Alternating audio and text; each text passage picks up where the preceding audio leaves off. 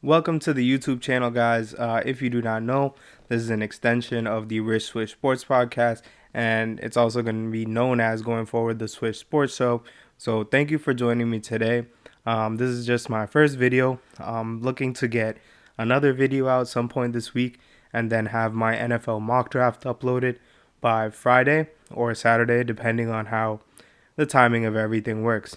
With that being said, today I want to talk about the G League Ignite team and basically why it's so important for the future of the league for them to be playing as they've played.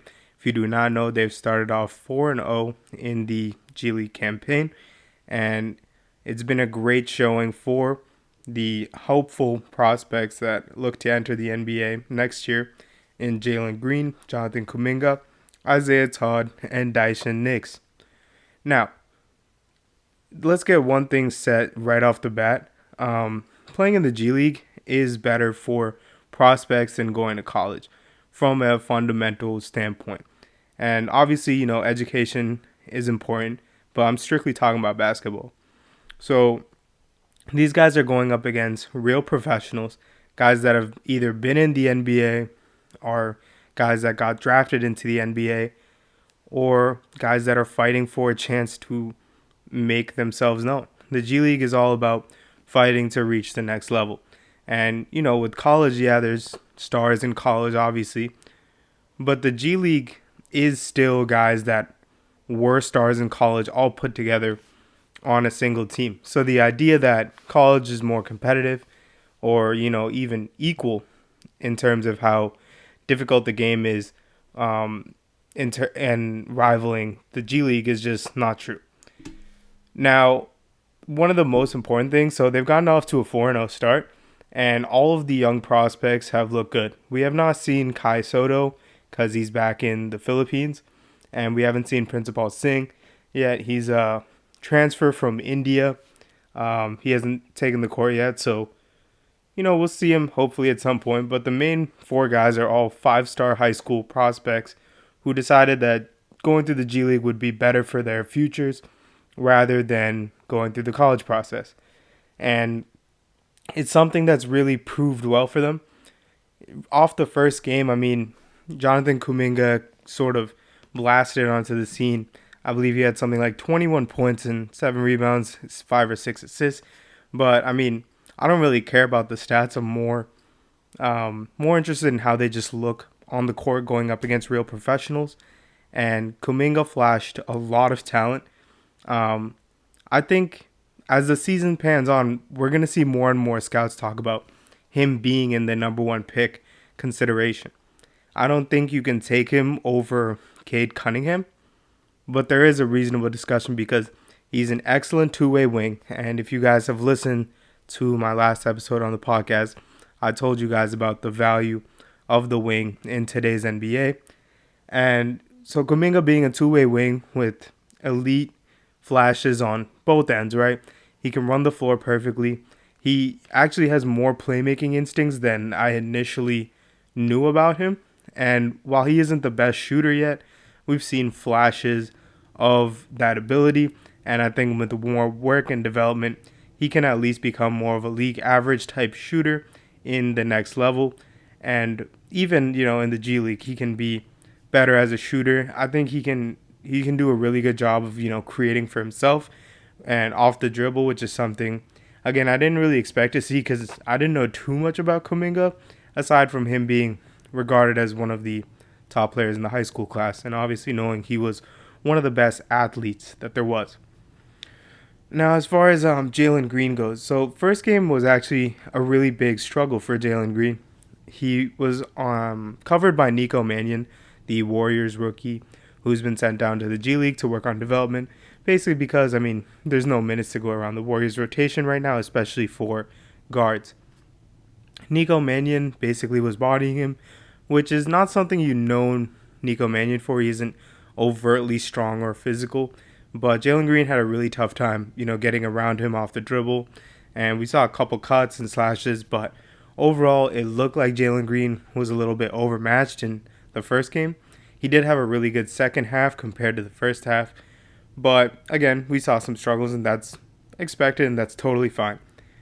Now, over the next 3 games, Jalen Green has top 20 points in all of them, while also showing a really good ability to get to the basket. He's a really good slasher. I know I'm saying really good a lot, but that's really how it is to describe these prospects. What we've seen in the G League so far is all these guys, fit in their role. Jalen Green isn't really a playmaker, although we have seen some flashes. He doesn't have the best vision. Sometimes he's a little bit narrow-minded. He's definitely someone that's going to be seen as a primarily like a volume scorer, right? He's not that great on defense yet. I think he just needs to add a little bit more muscle to his frame. He is, I think, 6'6" and 200 pounds, but it looks like he's more 190 or 185 potentially. And I think he needs to bulk up a little bit. But he is a freak athlete. I mean, some of the finishes that he's shown over the course of these 4 games have been remarkable, whether it's like a high-flying dunk or a layup where he's hanging in air. Very exciting potential from Jalen Green. And I think if he can work on, adding to his frame and also, sharpening his ball handling ability, because he does sometimes have trouble, driving to the rim with his ball handle and not being able to kind of body his way through opponents because he is like more of a slight frame guy. So Daishen Nix and Kuminga and Green, my bad for kind of interrupting myself, but Kuminga and Green were both the 2 like feature prospects on this team. But Daisha Nix and Isaiah Todd were also both 5-star prospects, and they just weren't seen with as much hype. But Daishen Nix, he's a 6'5", 224-pound point guard, and I would classify him more as like a combo guard, but he has shown some really good playmaking ability. I really did not know he was this good of a passer, but he knows how to find his teammates on the fly. He's very good at making reads and knows how to get to his spots on the court. I don't really project him as a significant offensive threat, but I have seen some Raymond Felton comparisons over on Twitter, and I think it might be just because he looks a little bit chubby, but I think there is some truth behind it. I don't think he's an elite scorer, but he can definitely put the ball in the basket. He doesn't have the greatest shot, but from a mid-range and just using his strength to, body some smaller point guards, because he will be listed at the traditional point guard spot, and using his strength and his frame to get around opponents, that's really going to help him at the next level. He definitely has an NBA-ready body. And finally, let's talk about Isaiah Todd. Isaiah Todd is a 6'10", I believe, power forward, and Isaiah Todd is not someone I had too much expectations of. I really thought he was just a raw athlete with good size, but he's, I think, impressed me the most because I already had good expectations of the other 3. But Isaiah Todd, he's really flexed an interesting ability to handle while also becoming a decent mid-range shooter, and the form looks good, and I do think that's something that can be grown upon. Obviously, these guys are just kids and very raw prospects still, so it's hard to say how the whole season will pan out. We're only 4 games in. But with Isaiah Todd, his shot looks pretty good so far. He's an athletic freak, so he's been able to run on both ends really well and contest a lot of shots, and also just kind of flex that length of his wingspan and stuff like that to alter or distract offensive players. And he's obviously going to be like a massive lob threat at the next level, and I'm really excited to see Isaiah Todd continue to get better, because I saw him as like a late first round prospect with some interesting upside, but now I see him as slowly trending upwards toward a mid first round prospect, just because the ability for him to run the floor on both ends so well and use his athleticism to his advantage while also looking like he has somewhat of a shot that's developing presents an interesting scenario. I think he can be someone that you can alternate positions while using him as a stretch 5 or as a power forward. And so I'm interested to really just see his development and as a whole, just the development of the team as a whole. So all I have to say is I'm very excited for the G League going forward. I think these four guys, hypothetically, I think Green and Kuminga are contending for top five picks. And I would have them both in my top five in a mock draft. And having Daishen Nix and Isaiah Todd as first round players too. I think this is huge for the league because more and more prospects that are in high school and, don't want to go through the college route, we'll see that the G League is a legitimate option. And this can be big for the NBA because the NBA has a bunch of players that come in and just aren't ready. Take Anthony Simons of the Portland Trailblazers, for example. He got drafted after playing a prep year in IMG Academy. Very raw prospect, but the talent was there. But the first 2 seasons, he really didn't look the part. And even now, he's still slowly finding his way. But if the NBA had a farm system like other sports leagues do, I mean, the NFL doesn't, but that's for totally different reasons.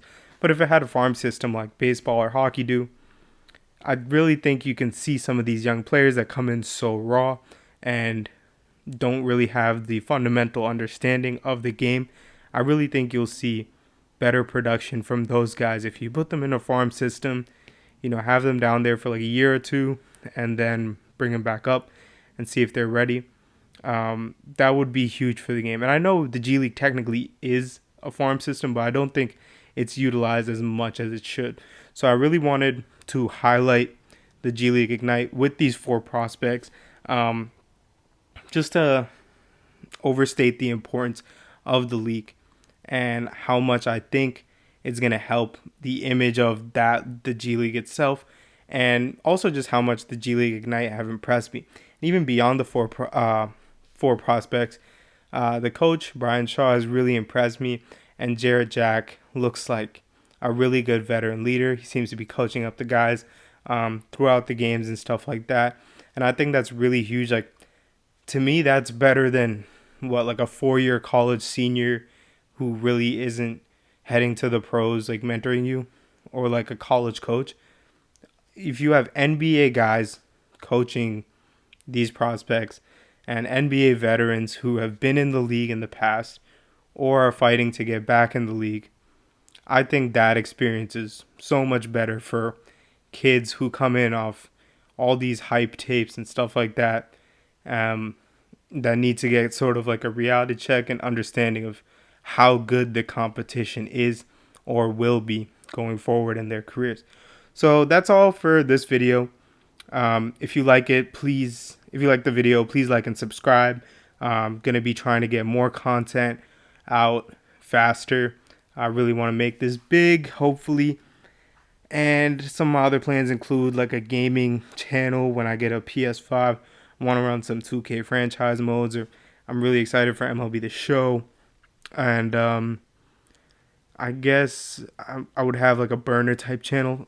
I'd follow the model of Rusty Buckets, where he has a daily kind of game review. And this channel will mainly be for think topics, but also will be game reviews and other stuff like that here. So that's all. Again, if you like the video, subscribe, drop a comment. Let me know what you guys think of, for one, my first video, and 2, just, the idea that the G League Ignite being good really helps the G League and is really big for the development of prospects moving forward, as well as being big for bringing a farm system to the NBA. So that's all. I'll see you guys soon. New podcast episode out tomorrow. So be sure to check that out and check it when my Instagram reveals it or whatever you follow me on. And thank you so much.